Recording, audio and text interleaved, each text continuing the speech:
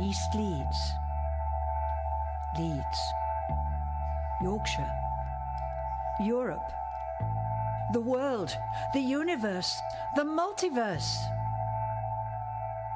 Writing on air.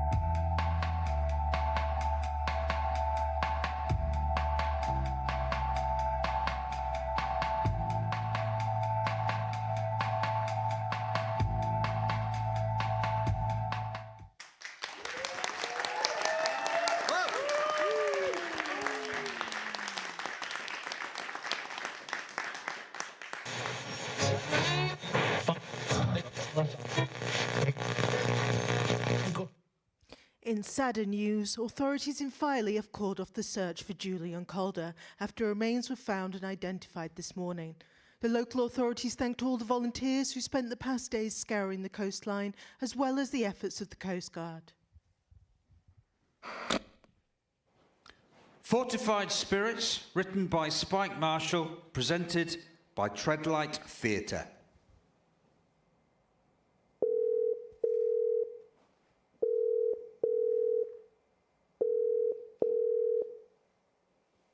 Hey, this is Jules.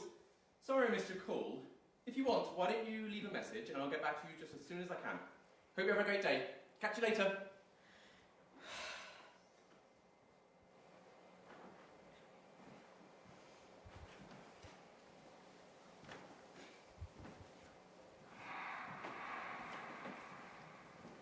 Oh, God, sure, stop doing that. Just popping up wherever. Can't you use the door? It's one of the few perks of being dead. I want to be somewhere. I'm there. I might as well make the most of it. I could pop my head next door if you want and give you the lowdown on your neighbours. No snooping. They should have put a bell on you if you're not going to play nice with physics. You know, it's surprising you loiter so much.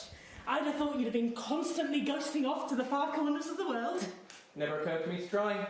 All the places I could visit, and yeah, I never really felt the impulse. Hop over to the Pyrenees to watch the sunrise, or up to Iceland to watch the Northern Lights. Those things that I wanted to do in life, but never really had the time. We could have done those things. You never seemed interested in travel. It was a thing I had in mind for down the road. An aspiration. Something for our golden years. But what's stopping you? It was a plan for our golden years. I would have loved to have travelled with you. I always wanted to see the world. Hey, maybe I still can. Once I finish unpacking, maybe I could look up some flights. So, what do you think of the place?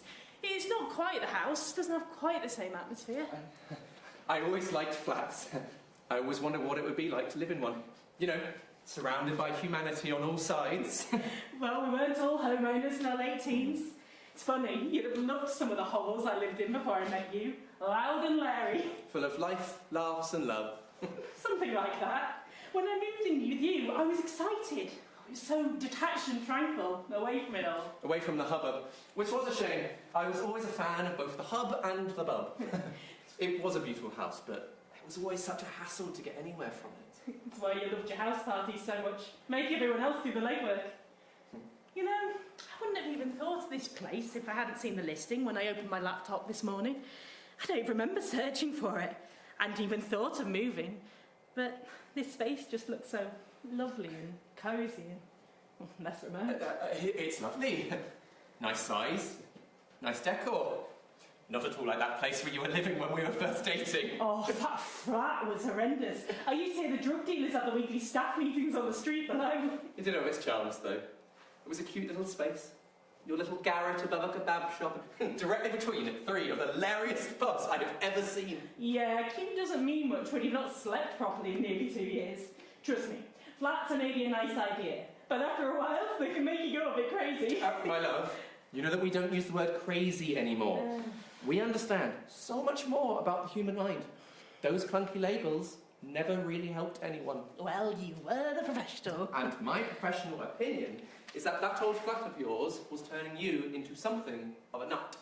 I just remember how refreshed I felt after even a few days at your house. Our house. When I came here for the viewing, I just loved the feel of the place.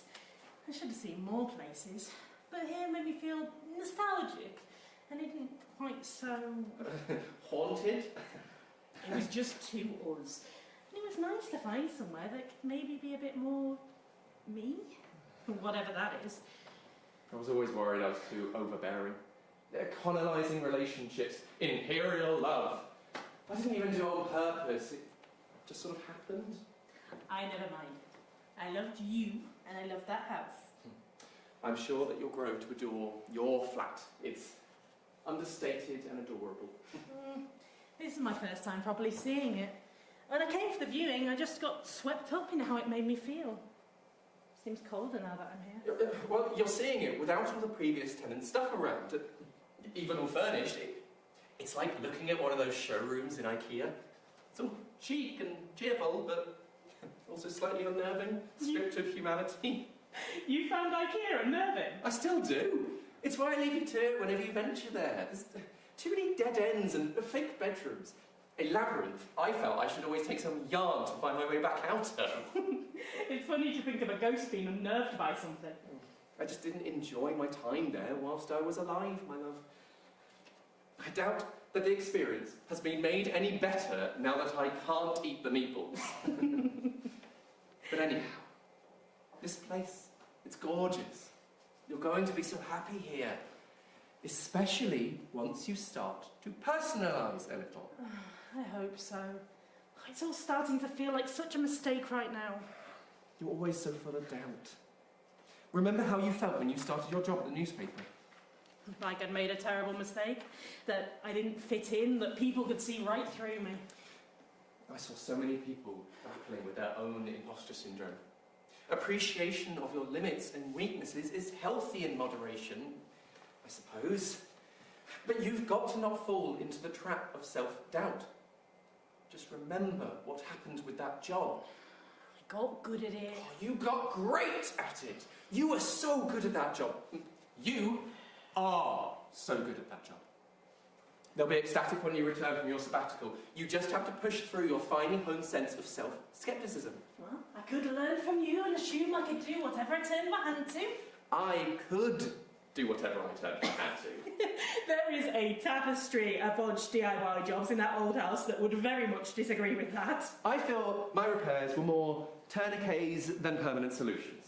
But a leaky tap that doesn't have any water running to it, technically, isn't a leaky tap anymore. Look, I just want you to return to a job that you loved. Come on, that's ancient history now. When they agreed to my sabbatical, I expect they imagined it to last a few weeks, a month tops. I haven't even checked in with them since summer. Well, you should phone them and remind them that you exist and how wonderful you are. They agreed to that leave as a kindness. No one wanted sad old me there pining away. We both know in reality they just fired me with kindness. Arthur and Susan were always very good to you.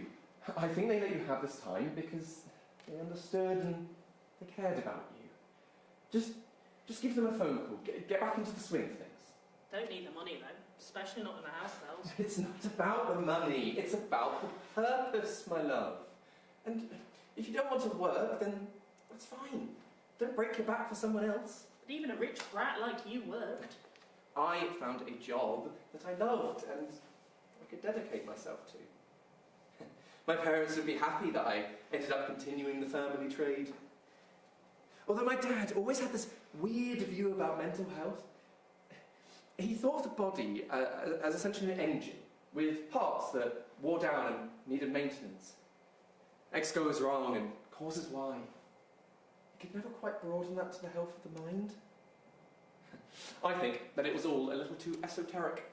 Despite that, the man was the most frustratingly mentally well person I have ever met. I mean, you can't have known that properly. Yeah, I guess. I wish I'd been able to meet them. Me too. In a way. I would have liked to have gotten to know them as people, but that's beyond most children, I think. Oh, but you're skirting the issue. Consider what you want to do with your life. How will you while away the days? Oh, free time shouldn't feel like such a burden. Perhaps I need to pull myself together and... Oh, I don't know. I mean, I feel like I am pulled together. I'm not coming apart at the seams. I mean, I'm coping, right? Oh, God, I don't know. This man I helped once, they hated the term man up. They couldn't get past the semantics. Hated how gendered it was. Hated the implications it made. That men had to be strong, had to be taciturn, had to not be bothered by things. That their feelings were getting in the way of their innate being. You know what helped them? What? A change of language. For God's sake. We switched it to fortification. Banished man-ups and dialectic ditch. It made all of the difference. Look, maybe when you think of pulling yourself together, it suggests that something's broken, that needs to be mended. Perhaps think about it as reinforcing what is already there. Think of it like fortification. Fortify yourself. What, like a cheap wine? Oh, I feel like it'd be a lie, though. I feel like I'd be lying to everybody I met. Not by meeting anyone at the moment. I feel like I'm existing outside of everything. I don't even know what to do with myself. If you're not interested in working, then restart your hobbies. You used to be so interested in things. Cooking, the theatre, film, hiking. That weird willow weaving stuff that you used to do. I remember. You used to get so excited about fixing broken bowls and mugs with this golden glue. Kintsugi. I love that. I like the idea of taking something broken and making the break a part of it. Not hiding it, but making it a part of its fundamental character in beautiful golden swirls. I always enjoyed that. You take this broken cup, a poor little thing destined for the bin, and rather than throw it away, or superglue it, pretending that nothing had happened, you fixed it, but you left the traces of the cracks, made them part of the character of the thing. These beautiful ley lines in gold. I remember how happy you were when I fixed that cup of yours you'd had for years. Oh, you were so furious with yourself when you broke it, and then so despondent. When I fixed it, you were overjoyed. I liked it even more with those golden cracks. A few days after the accident, I found it in the sink. I cleaned it carefully, dried it, and then I pushed it to the back of the cupboard. It was your cup. But you see, your life, it was jam-packed. It made me a little jealous. I can't imagine you ever being jealous. Oh, but you had actual interests, passions you dived into. I was always a dilettante, pinballing between whatever brainstorm idea I thought was cool. I could talk about 100 different things. But you could always enrapture me whenever you spoke at deep length about your passions. Well, what good is a passion if I've not got anyone to share it with? You do it for yourself, a personal enrichment. But I don't want to do things for myself. I want to share things. I keep seeing recipes that I want to try, little kitchen tools that I want to play with, but I always cook for others. Because I love to share things, to see their reactions. You spend all those hours creating a perfect meal for others, and it is the most beautiful thing. You do the same for yourself, and it's hollow, a waste. What's the point of cooking the greatest meal in the world if I don't get to share it, and if I don't get to ruminate in their joy? It lacks. It lacks, Spirit? Exactly. And it's like that with everything. I start to read a book and I want to talk to people so desperately about it. I want to go to the cinema with friends and laugh about it afterwards. I want to shape memories with other people. And yet, whenever the thought comes up, all I can think about is the fact that I mostly like to be doing those things with you. What about hiking? You loved that long before you and I ever met. You used to tell me stories of you walking the Pennine Way, and I used to be so in awe of that. The drive, the dedication, the goal, the ability to ignore being damp to your very bones. God, I miss having bones. You don't really think about them until you don't have them. It's like having a tooth out. You didn't even think you'd miss it, and it was gone. I got rid of all my hiking stuff. It reminded me too much of the cliffs. I burnt it. a few weeks after it all happened, just after the funeral. I got back from the funeral and expected there to be some sea change, some difference, some reverberation in the chasm of my affections for you. And it didn't. And then the weeks passed and everyone shrank away, and it felt like people expected me to be better, to have started that road to recovery. But there was nothing in me. There was a void. And that void was a sea break to all the grief I had. A giant dam holding back all that messiness. Messiness can be good. I didn't want that dam. I'd rather be despondent, drowned in feelings of that sickening emptiness that I felt. I wanted to feel like a real person. I wanted to wail and to scream and to do all of the inappropriate things that grief allows. And I couldn't. So I took all my hiking gear and my clothes from that day, and I burnt them in a bonfire in the garden. And as the flames grew... The sadness and grief seeped in? No.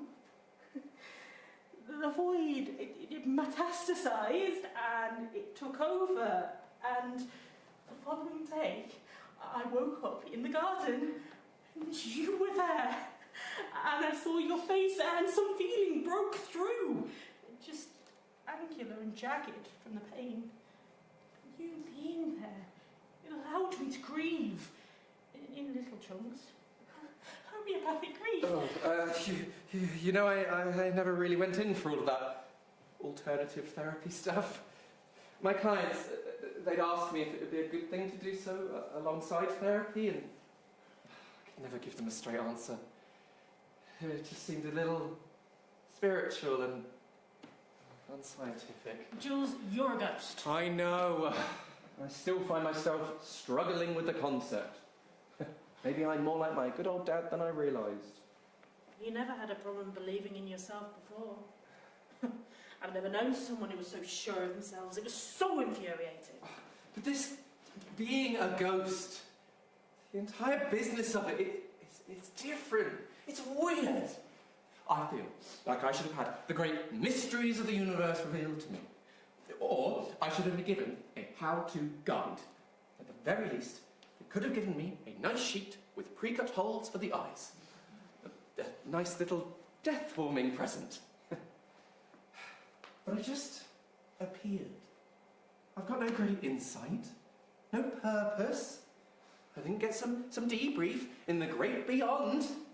I don't know how to make this work. To put it all together. It's the afterlife, Jules, not a bookcase. You can't expect to understand the great beyond with instructions and an arrow key. But it's so frustrating. There's no feathers on scales or magical naughty and nice list.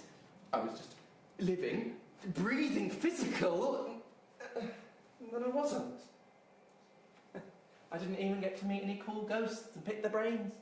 Hang out with Jung and Einstein and Mahler and...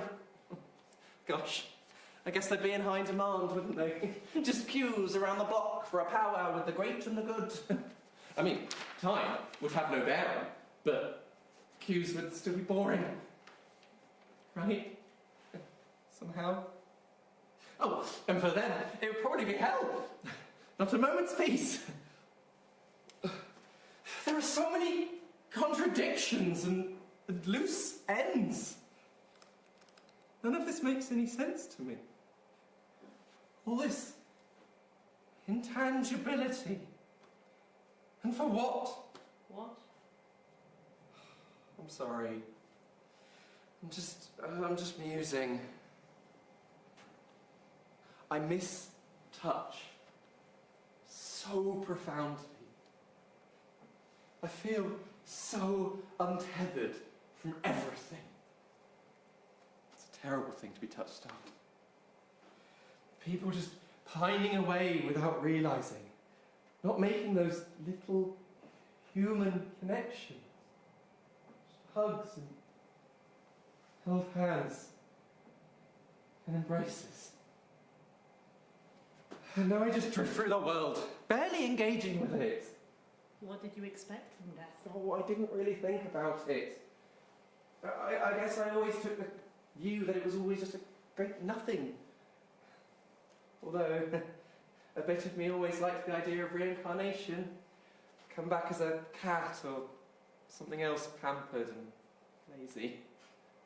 It's a shame you're not one of those ghosts who can move stuff around. A poltergeist? Yeah, you might have been able to help out around the house. Oh, I think poltergeists can only throw things about.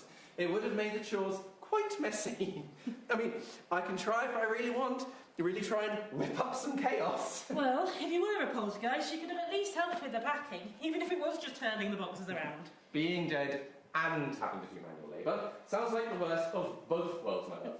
Besides, even if I could move things around, and even if I could have done so with finesse, I don't think you would have liked how I did the packing anyway. You never did vibe with my indexing. Oh, your bookcase was a nightmare. I can never find anything. I sorted my books by colour. By colour? Aesthetically. Oh, how did you ever find anything? The search was part of the fun. And besides, if I was trying to find something, the chances are I would not have remembered the title. But I would remember if it was a beautiful shade of indigo, or if there was a orchid on the spine, or if it was a brutal-looking Victorian leather-bound antique. How did you decide which colours went where? They were grouped. Radiant waves of colour. Yes, but how did you decide which colours went where? Richard of York gave battle in vain. What? Didn't you go to primary school? Whatever. Look, I just liked everything grouped together alphabetically by theme. You want Aztecs or astronomy? Boom, first shelf. You want zoology? Pretty much down by the floor. I never enjoyed that on your bookshelf, your fascist section was at eye level. They were just my books from when I studied history. You can't escape Hitler if you want to study history. He just sort of hangs around like a bad smell. You could have gotten rid of Mein Kampf at least.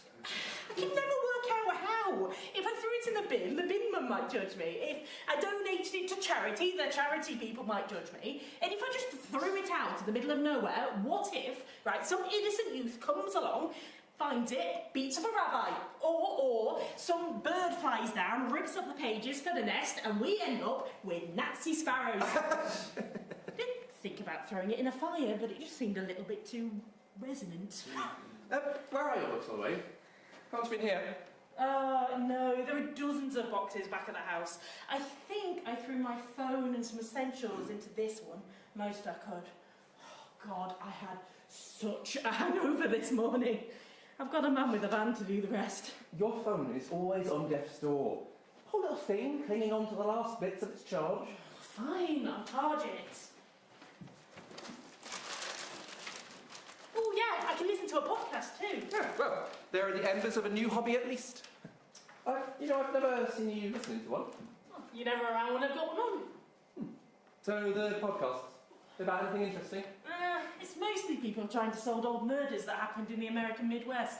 Yeah? Is that like a punchline or a twist? Not really. It just turns out that tons of kids got murdered in the 1980s. Bet none of them got murdered by a dog. Oh, you didn't get murdered by a dog! I think you'll find. Just a minute!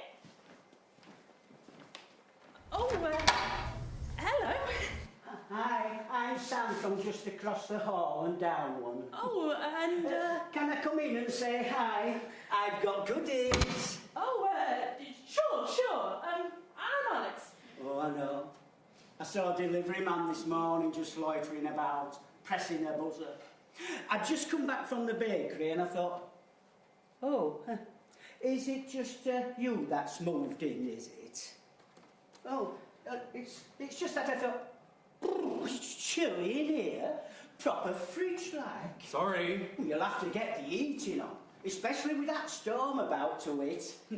You don't want your first night in your new home to be all frigid. Oh, I hadn't noticed. I think I've gotten used to it. My old house was quite drafty and you sort of accommodate, I guess. Oh, I could never get used to the cold myself.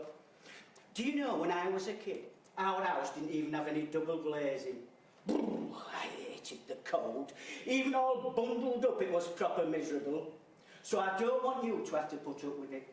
So if you've got any issues with the heating, let me know. The controls are way more fiddly than they have to be. But I'm sure you'll figure them out. Our Chris says I'm a right little meddler. Anyways, the delivery man, so I thought I'd best check what was going on, you know. It turns out it was a package for you. So I said I'd take it. He seemed relieved to relieve himself of it. So I came in and I says to our Chris, it's a package for Alex, our new neighbour down the hall. Must be a keener. Already got deliveries coming. Oh, sorry. Oh, don't worry. I love an excuse to meet people. That's a gift, by the way. Not from me, mind, but from the Tenants Association. That's sweet. Oh, thanks. It's a party? What kind is it? It doesn't look like a fruit pie. It's a nice pie. Organic. Locally sourced. I got it from a very nice man whose great-grandfather was a baker. His grandfather was a baker. His father was a civil servant, but they never saw eye to eye. It's a family recipe, apparently. They make the best pies. Well, there's a mark of quality. Would be nice to know if you were supposed to have it with mash or custard, though. Oh, thanks. Oh, sorry, I didn't properly introduce myself. But I'm the head of the Apartment Tenants Association for the 3rd floor. Tenants Association? Oh, yes. All the best complexes have them. Well, I'm here to help you settle in and for all of us to live in peace and serenity. But Stepford wives? So I come to you if there's a problem with the building, like leaks? Or... Oh, no. That's handled by Andy. He's the building manager. He's a lovely man. He came here from somewhere in the Balkans in the 90s. I don't think Andy's his proper name, but he's never corrected me. Makes a wonderful baklava. Oh, so what does the chair of the Tenants Association do? Oh, but the head? Head? For the 3rd floor. Well, I'm here to make sure that everyone here on the 3rd floor is a community. So we have the occasional communal events. Sounds fun. Always enjoyed a good event. So you've just missed the Christmas party. That was a couple of days ago. And then, of course, there'll be a New Year's event. Oh, and then in early January, we've got the Epiphany party, where we all sing carols on the 12th night. And then what have we got? Oh, we've got the Blue Monday fuddle. Oh, we all love a fuddle, don't we? And then our monthly social. And then the Valentine's Day dinners. Oh, they always go down well. Oh, and then, of course, we've got the pancake breakfast and the Easter hunt. Oh, you'll feel so at home. And they make people feel so welcome. We're a real community here. Oh, that's good. And now, of course, and I hate to do it, but I'm also here in case anyone isn't being particularly community-minded. So, if you've got any problems with loud music, loud arguments, rubbish being left in the wrong place, you tell me. Oh, no, it's a bit Orwellian, isn't it? God, I know it makes it all sound a bit 1984, doesn't it? But it's not that bad, I promise. But as part of your tenancy, you've agreed to abide by the apartment constitution. Now, a lot of people don't even realise there is one. But it's a bit like the Homeowners Association in America, where we all work together to make sure we're all having a fair time. I'd be playing my music as loud as I could first night. So how loud is loud music? No, we don't get that many complaints, so don't you worry yourself. I mean, these walls are pretty thick, so you'd probably have to be the kind of dick to do it on purpose if you wanted to disturb anyone. Maybe I just enjoyed conflict. Oh, of course, sure. It'd be rude to otherwise. Exactly. It's just about politeness and looking out for each other. I think people think it a bit odd, but I like it, though. When I was young, it felt like people looked out for each other. You knew people. But now everyone's so busy that they don't even see each other. It's a terrible thing to not be seen. The rules, they make life easier. Some of them are right, silly. But they make you remember that people are people. I mean, it's not perfect, but every little helps, right? This place, it's huge. You could be completely anonymous. I read this story about some poor woman who died in a flat, and no one knew for weeks. Oh, I couldn't bear the thought of that. Not being known by your neighbours, not noticed. I mean, some people like that and some people don't. But you strike me as a... Oh, your package. It's weird. I don't remember ordering anything online, especially not here. The algorithms are so advanced now. They can probably send you something before you even know you need it. I love it. I can be chatting to friends about a jumper or a new coffee machine. And then I check my phone, and there on Facebook, there's adverts for jumpers or a new cafetiere. Oh, it's so handy. I used to hate it, how it felt like the modern world was spying on you. Yeah, makes the life feel a lot smaller. Oh, it's wonderful, isn't it? Speaking of smaller, is it just going to be you living here? Yeah. Oh, well, there are some smaller studio spaces coming up that you might be more comfortable in. I mean, these big apartments can be difficult to keep on top of for a person. It's a bit presumptuous, assuming that you'll be rattling around on your lonesome. Yeah, it's nice of you to think of me. Oh. I actually quite like big spaces. I think people think you'll rattle around. Well, I never found that. Where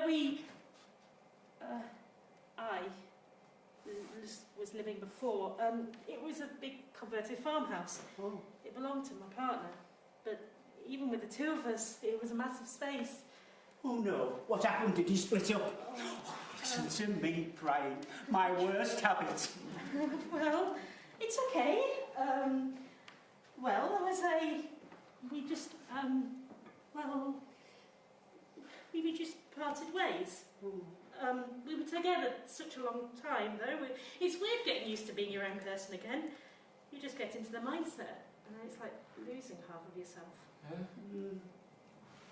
But the worst half, I'm sure. Just a different half. But eventually you learn to be your own person again, I hope. I'm sure you will. I've known a few people go through nasty breakups. Even one widower, the poor thing. And what I've always seen is that people do learn to be themselves again. It just takes time and sometimes a kind ear. It's worrying, though. The people always view you as a couple, a duo. There's a point where your friends are in a relationship and you sort of stop referring to them in the singular. I know what you mean. My brother went through a divorce and I kept having to catch myself. I'd say to our Chris, I'm just popping round to Bill and Soph's. And then I'd remember Soph wasn't in the equation anymore. They're necessary but it's hard to shake. People make those connections in their brain. It becomes as natural as breathing. Just after we parted, I talked to people and I could see they were trying to work out ways not to say Jules's name. You could almost see the mental gymnastics. Because for 12 years they'd known me as Jules's partner, and with him gone, what was left of that friendship? Were we friends? Or were they friends with Jules and Alex? You shouldn't dwell on it, I think. People don't mean anything by it. Sometimes lines get drawn and you just find yourself on one side or another. It didn't mean to happen. You've just got to live with it. Making decisions, picking sides. Listen, you ever find yourself feeling mopey or forlorn? Me and Chris are just down the hall. We're always up for a cuppa and a natter. We've never really got stuff on. I mean, Chris tends to potter, and I like watching telly or listening to podcasts. Oh, I listen to so many podcasts. Oh, I love podcasts. They say they're a good substitute for friends. I'm listening to one at the moment about a killer in Wyoming in the 1980s who does the most awful thing with chicken wire. Oh God, the Wyoming wire wrangler! Yeah, I'm halfway through that one. Just got to the point where the person they thought was the prime suspect just turned out to be an innocent person. It was just a bit creepy, but actually perfectly nice. They were so sure that person was a killer. Oh, you'd think after so many times and stop jumping to conclusions. Yeah, you just can't be a weirdo in peace nowadays.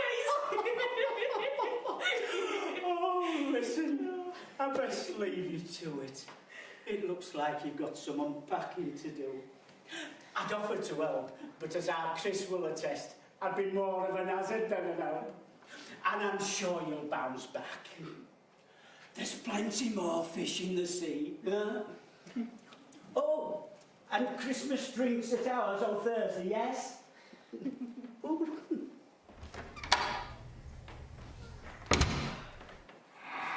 Jeez, sounds like you've got quite the social calendar. That was exhausting and exhilarating. Is that what people are like? Am I so out of touch?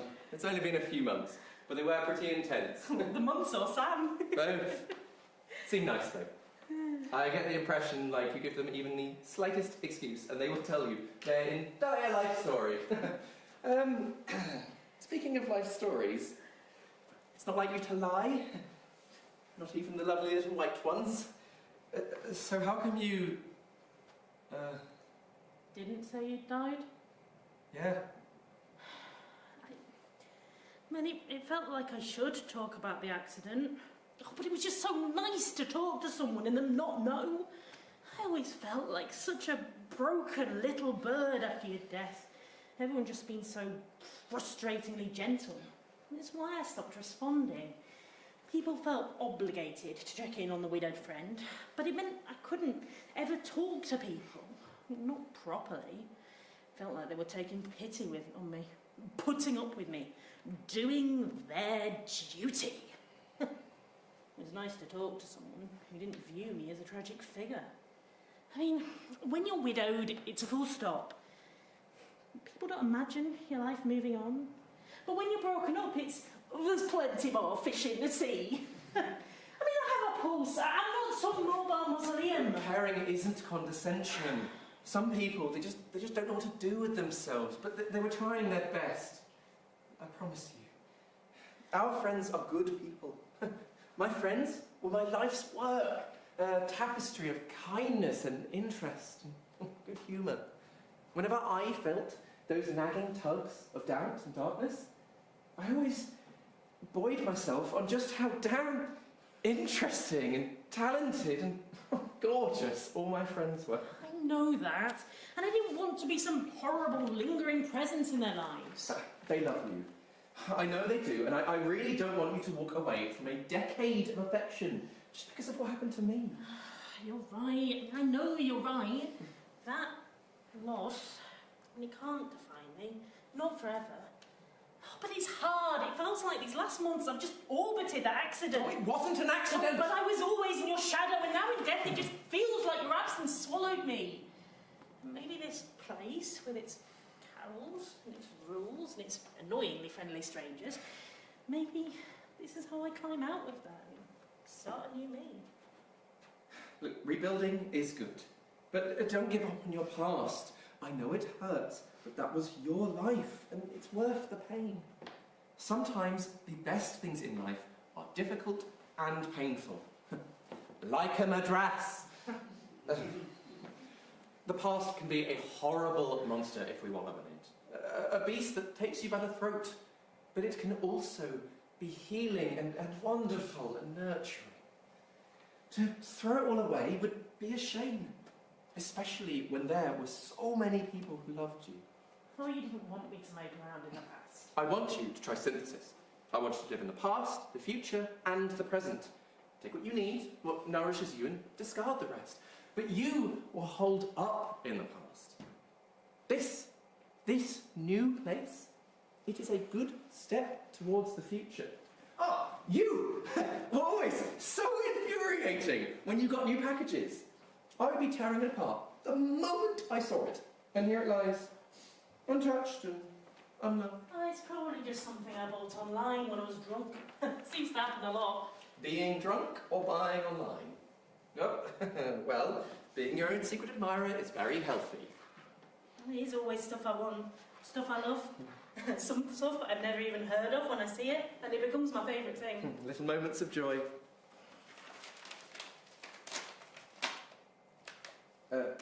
Why are you stopping? Why do you get so funny about it? About what? About the nature of your death? Well, one's death is a very tender and private thing. No, you were never tender or coy. You, Earthy and leery, but lovably so. Well, I was actually going to say you were kind of gross, but lovably so. I sometimes just enjoyed breaking out of the confines of polite conversation. It could be so boring and staid. Yes, but a lot of people didn't really need to hear you postulate on how incredibly refreshing your last bowel movement was. Taking a dump is refreshing. It is literally its function. You never feel better than the moment after a good session on the loo. The uncomfortableness around something so natural and cleansing, it's ridiculous. I believe in being upfront and honest. Dogmatically so. Yes, but maybe not at the dinner table. And if you're so dogmatically upfront and honest, why do you get so finicky about your death? Probably jealousy. One of my main regrets about dying is that I just can't tell people the story of my own death. Oh, it's so juicy and... Well, my only audience knows the details better than I do. That's not it. I want to know why you get so weird when I refer to it as an accident. Oh, because it puts the blame on me. Like it was my fault. And what gets me is I can just imagine my friends nodding away. Oh, it is tragic, but taking a header off a cliff does seem like something Jules would do. The idiot. I don't think that anyone thinks that. It's just what happened. You fell off a cliff while you were on the edge trying to take a picture of a puffin. I was pushed. I was accosted and I was pushed to my death by that dog. Well, it didn't mean it. How could it? But it still killed me. It may not be murder. Malice may not have been a forethought. But it still knocked me off. I mean, it went over as well. And you were so precarious, so like wind could have done you in. It's dying with me. It makes it worse. Tracing around the afterlife, the only known victim of a canine murder-suicide. It's a good thing I don't see other dead people. I'd never live it down. Oh, what happened to you? Died while saving orphans from a burning school bus? Very noble. And you, killed in the act of passion by a jealous lover with garden shears? Shocking. And you, happy in your old age, surrounded by your friends and family, until that beep, beep, beep turned into a flat line. Cozy. Oh, me? Fido couldn't hack it anymore and took me with him. Do you even remember much of what happened? Sometimes. I think I do. So I remember being on the brig. Being on the cliffside and being sure I'd gotten a good position. I remember the sea and the sky and the little strip of colour that separates them. I remember a third and turning just in time for a tennis ball to bounce off a rock and right in my face. I remember catching it and being so pleased that I'd averted a disaster. And then the impact of that Labrador bowling into me. I don't know why she was throwing that ball for her dog. It was so dangerous in hindsight. When she threw it, it just went off course and it bounced funny, just to the left and right into you. Stupid dog flew after it, smart enough to adjust course, but not smart enough to stop, and then you were both... Oh. Go on. Funny thing is, all I can remember from that day is screaming and crying. Not from me, no, from Sheila, the dog owner. She'd nearly gone over the edge herself after the pooch, and then she just knelt there, crying and screaming and begging for Grod to bring back her dog. Just bring back the mutt. Just banshee wails into the summer breeze. And you know what I did? Of course you know. I comforted her. I comforted her. You're angry about your compassion. What shouldn't I be? My partner for over a decade has just fallen to their death. I'm suddenly more alone than I have been since I can remember. And here I am, comforting somebody who's lost a pet. You always were the one who held things together. You always were my compassionate half. I was the professional, but I had to study to learn how to care about people. It just came naturally to you. But after the shock had passed, it just felt like such a betrayal that I gave up so easily, just moved on for somebody else's good. I could never forgive myself for consoling that wretched woman screaming for her dog. When such an amazing person had been lost. She wasn't wretched. She didn't know me. She knew her dog. She loved her dog. I'm sorry, my love. We've spoken about this before, and I feel like I'm just pulling at stitched up wounds.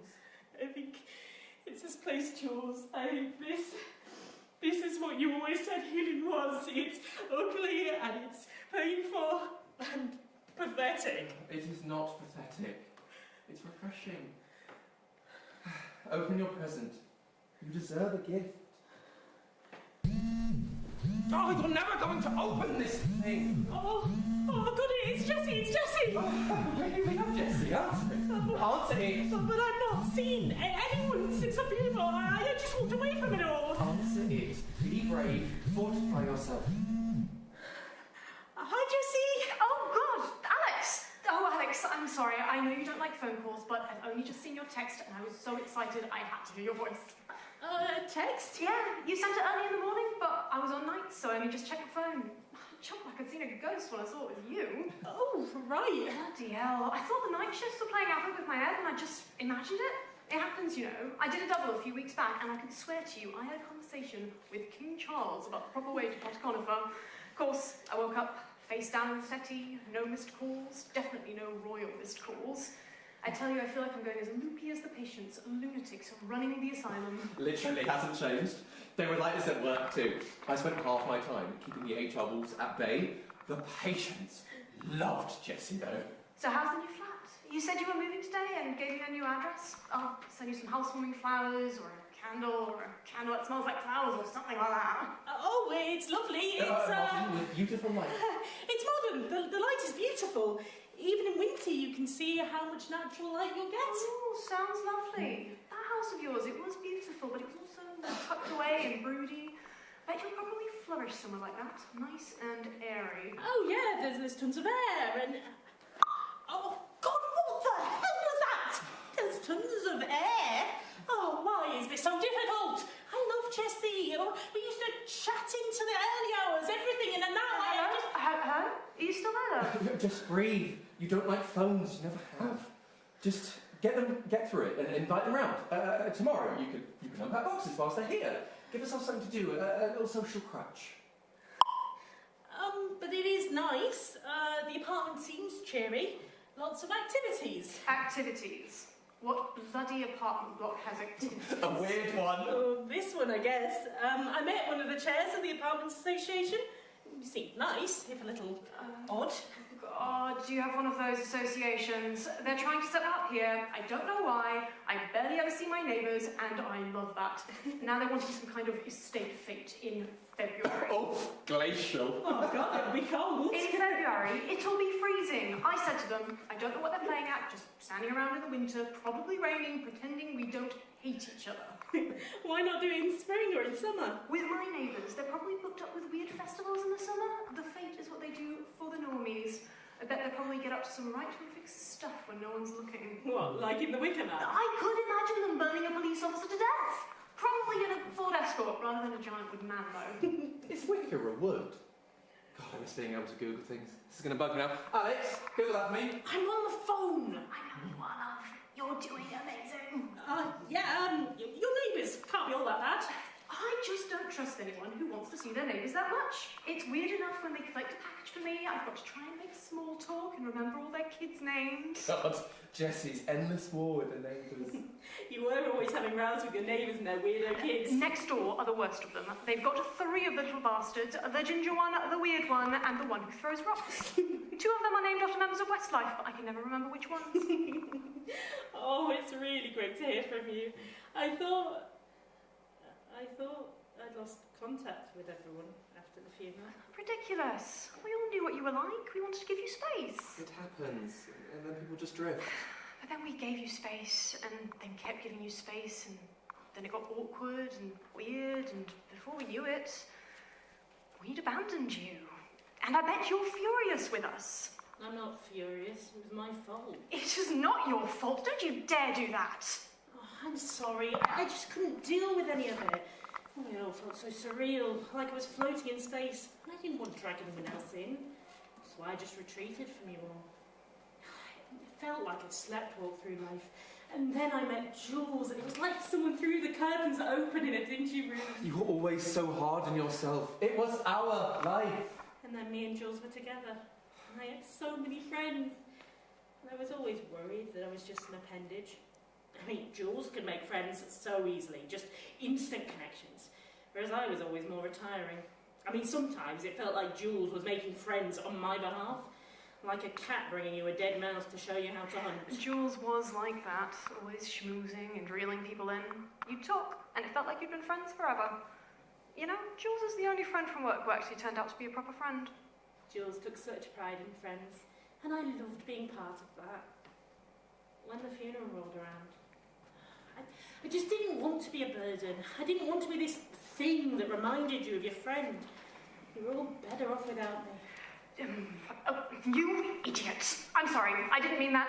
No, I did actually. You're an idiot. A beautiful, sweet idiot. You're my friend, and I love you. I'm sorry the wires got crossed and it ended up like this. We all should have been there for you, forced our way in.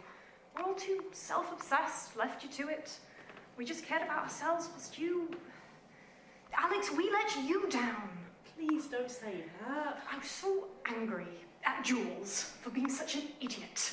Such an amazing person and lost in such a stupid way, par for the course. Jules didn't do it on purpose. But it was so Jules, just off on some foolish notion and paying the price for it. The idiot. I told you. You don't really believe that, though, do you? No, of course not. It's not really. I think you just want someone to be angry at. And it's hard with these dumb accidents. Accident? But I should have marched over there and hammered on the door, checked you were all right, made sure everything was okay. But then I think of Jules and the house without Jules, and it just hurt.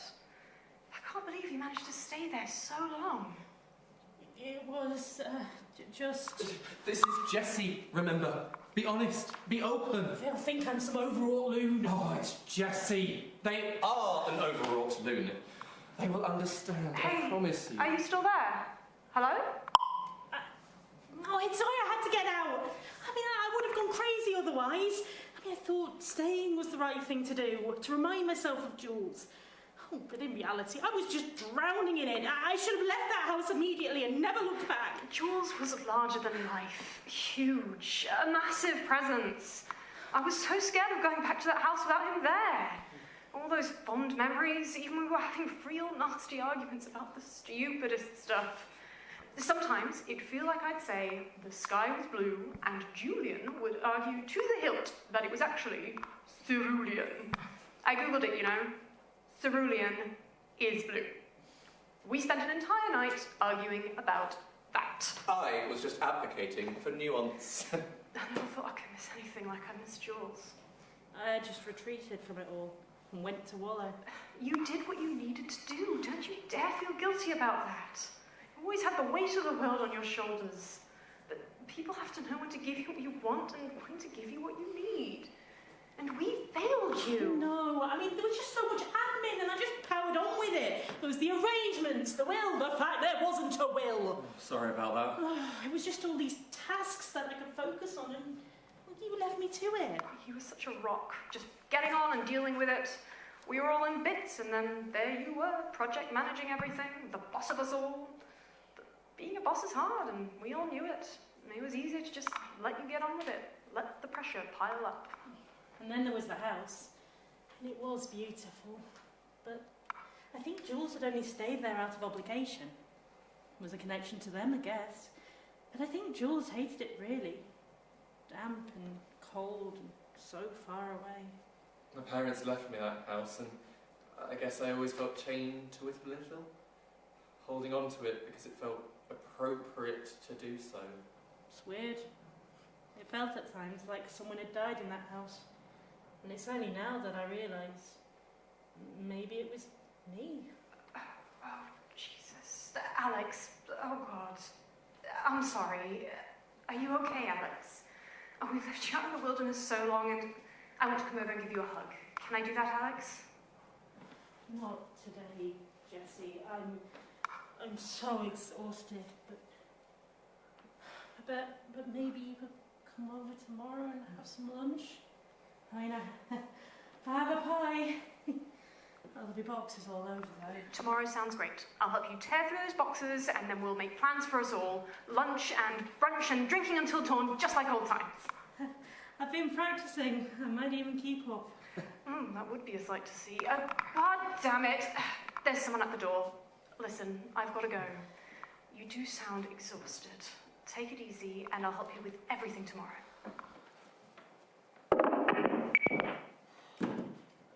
Oh. Alex, come on. Come on. Oh, I feel sick. I feel so sick. Was that really so stressful? Oh, no. But I just imagined that conversation in my head 100 times. I thought they'd hate me, that they'd be better off without me. But if Jessie can understand, well, maybe the rest can. Of course they can. Our friends are the best people in the world.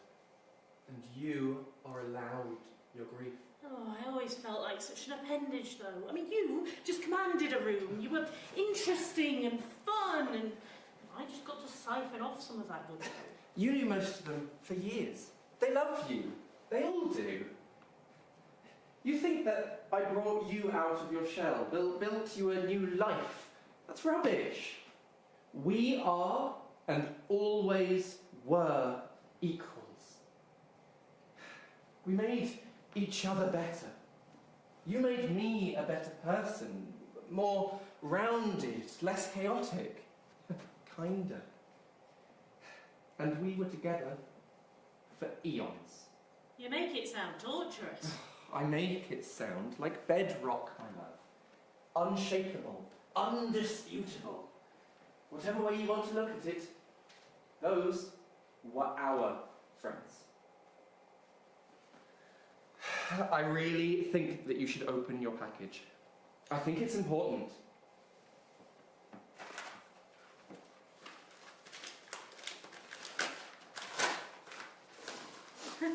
What is it? It smells of something. Most things smell of something.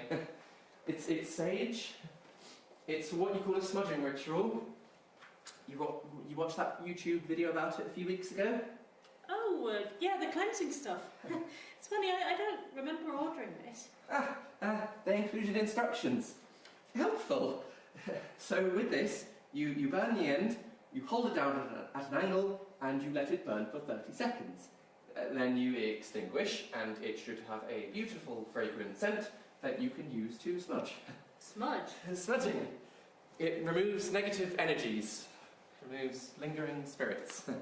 You walk around the room and purify the space, get rid of all that bad juju and anything that lingers. You just waft the smoke at it to expel it from your life and say, I banish all evil and negativity from this home. A little dramatic. Anything that lingers? Get rid of you, expel you. No, I won't do it. Come on, Alex. You know that this is for the best. I'm just here to wound you, a pebble in your shoe.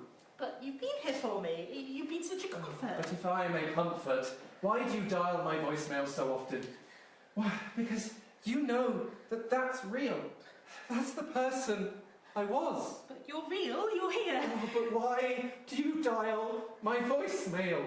Why do you break down every time you do? Because I miss you so much, and I'd rather have you in my life, even as a ghost. You and I both know what I am.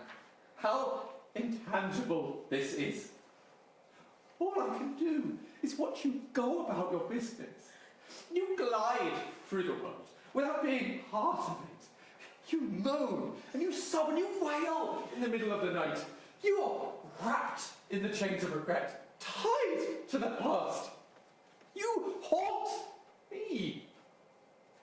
And maybe this is how you resolve your unfinished business and move on with your life. But you've helped me. But I am just a spectre, a fond memory of a person. But I'm just ashamed. But you're still you. You laugh and you joke. It's like you were never gone. But I wasn't just about laughs and jokes. I could be surly and petty and mean-spirited too. I cared about my friends, but sometimes I didn't take their feelings into account. I could be a bore, and I could be a terror. I could drown out everyone without realising. Force the spotlight on me. I could pick fights for no reason other than for the joy of fighting. I could domineer and destroy just for the sake of destruction. I wasn't a bad person. I loved being me. But everyone contains multitudes, both dark and light, supportive and destructive. But right now, I feel idealised and idolised. But it doesn't ring true. I'm allowed these little portions of shade and pettiness and sarcasm. But it feels like I'm just tugging at a leash. You being here, it helps. It doesn't hurt so much. I loved you so much. Even when I took up space, was so overbearing and boorish, casting others into my long shadow. But it was a shadow that I could retreat into, especially when I got exhausted. Just let you do the heavy lifting. You always knew what I needed, how to help, even now. Oh, but if you want to honour the memory of me, you've got to remember me with my imperfections. Find the beauty in my faults and feel the sting of my loss. But I do, even when you could be such an arse. I loved you so deeply. Good. Now allow yourself the benefit of that as well. Understand that people who care about you, warts and all. But I feel so broken. So gild those cracks, like your little Japanese dolls. Kintsugi. But whatever this is, it hasn't helped, my dear, my love. I've just kept you in stasis, just preserved in that moment of grief. But it hurts today just as much as it did months ago. Today has been painful, I know. But it is a new pain. A new life can't have me in it. The most I can be is a sharp memory that over time will heal and hopefully become something bittersweet and nostalgic. So what, just confine you to some aching memories? It is what you need to do. Whatever I am now, I don't measure up to the person I was. I'm edgeless, you know that. Then I can't have my life and you? If you want to engage with the living, you need to forget the dead. You need to exercise me, and I am doing everything in my power to compel you. But I need you! I still need you! I needed you when I met you, and I needed you when I lost you! No, you didn't. You were a wonderful person when I met you. All I did was made you see in yourself what was so abundantly clear to me. And you don't need me now. What you need is for me to become a memory. But I don't want to abandon you. I won't cast you aside. Not. But you need to compartmentalise, my love. You have to find a space for me that doesn't throttle your life. So you just want to walk out and leave into the void? Oh, no! But whatever I am now, I am a weed. And I will supplicate everything if I persist. I need you. I don't don't want this. The thought of being responsible for your pain, it eats me up. But you have to do this. You're always like this, so cavalier, so quick to jump in. I want you here. I need you here. No, you don't need me. You're ready. I promise you, my love. If there is more to life than this, then I will meet you there when it is time. But right now, watching the pain I have caused you, watching that grief, it is hell for me. God, this is so you. I did you on the edge weighing up the wrist in June. You just come and barrel along. Alex, please. No, I'm not going to kill you. I'm already dead. Oh, expel you then, whatever. This isn't you. You love life. Trust me. I want to live as much as anyone. But that is not on the cards. I'm dead, Alex. And up until today, you were just going about the motions of a life. I'm happy. No! You are not! How do you know? Because you cannot even face a cup that reminds you of me. I am trapped in this moment. And my only function is to hurt you. Constantly. You've gotten used to it. But when you see me every second of every day, you cannot get past me. Whatever pain you'll feel, it will be real. Not this rot. I don't even know what my life looks like without you in it. You've got to find out. You've got to weather that storm. Even if it capsizes you, you will swim to shore. But you have got to take action. And what if I don't want to? Oh, for God's sake! One of us has to survive that damn cliff, and unfortunately, that is on you. Let's just take a moment and think and be rational. Oh, Alex. I'm a ghost. We are well past rationality. I did it because I would see you wrap yourself in knots trying to work things out, weighing up a million different outcomes. Thinking things through. And maybe I was foolhardy. Maybe I was a little cavalier. But it's because things that go wrong can be fixed in beautiful lines of gold. Just be calm and remember that you love me. Because I love you, this needs to be done. So what, you just want me to blunder through life without thought and consideration? No, not always. But sometimes thought and consideration can turn into a quagmire, into inertia, and then that inertia can become poison. You are not poison. I am not poison. You have to be brave. Just take that leap of faith. I feel so broken. And you can be fixed. Just ask yourself, truly, do you want to be better? Do you want to see your life laid out in front of you, or do you want to roam around in the past? Oh, I want to live, Jules! Of course I do! But I'm not some cock to so easily mend. I'm a person, a fundamentally wounded person. At least that's all people see. Then wear those wounds with pride. Make them part of yourself, part of your character. Otherwise you'll lose yourself. I don't know if I can. There's so little of me that doesn't hurt. Please, my love, heal yourself. At least take those first steps. A cleansing fire to cauterize a wound. I don't know if I can.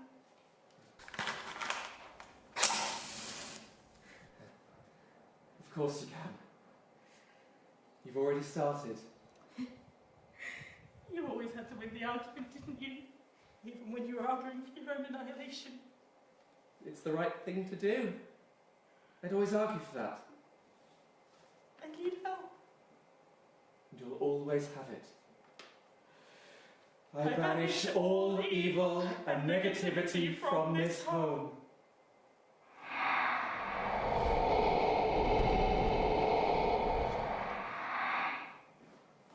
So from all of us here at the studio, we wish you a safe and happy new year. Remember to be responsible if you're heading out to celebrate tonight.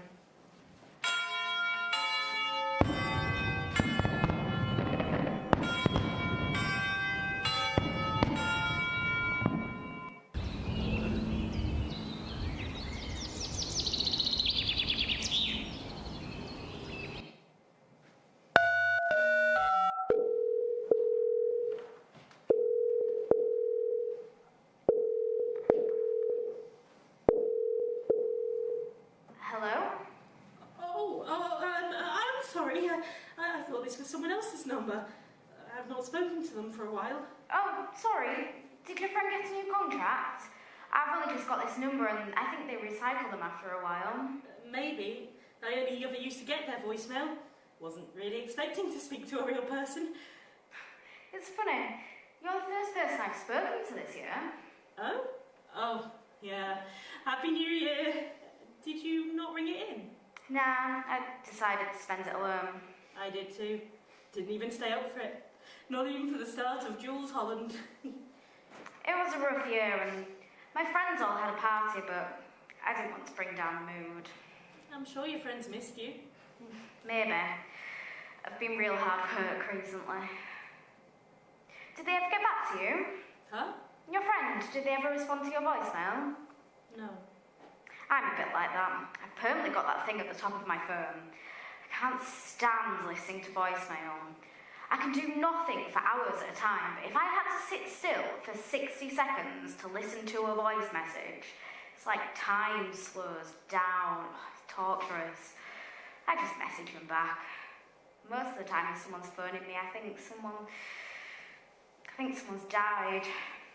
This gave me a bit of a fright. I thought something might have happened to my nan. Oh, is she ill? No, she's just old. Like, in her 60s. I always worry about her. I'm sure your friends will get back to you, though. I don't think they ever could. It was just nice to hear their voice. But sometimes stuff has to move on. Oh, are you okay? No, but I will be. Sorry, It's no problem. It's always good to talk to someone. I hope you catch up with your friend. I'll catch up with them, eventually. There. I've deleted the number. No more accidental calls. Are you sure you're okay? I will be. I will be.